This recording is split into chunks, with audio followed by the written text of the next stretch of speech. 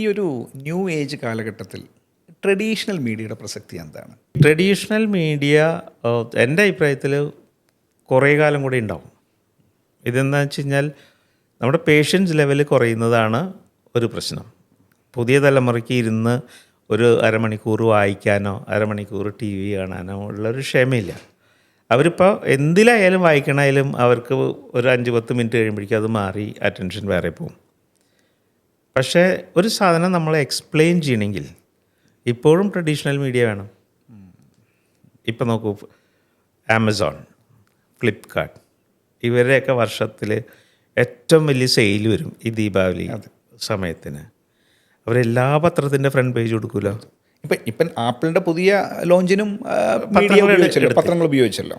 അതായത് ഡിജിറ്റൽ സൈഡിൽ ഓൺലൈനിൽ കച്ചവടം ചെയ്യുന്ന ആ കമ്പനികൾ പോലും ട്രഡീഷണൽ മീഡിയ ചെയ്യുന്നുണ്ട്. കാരണം അതിലാണ് അവർക്ക് കറക്റ്റായിട്ട് എക്സ്പ്ലെയിൻ ചെയ്യാൻ പറ്റുള്ളൂ.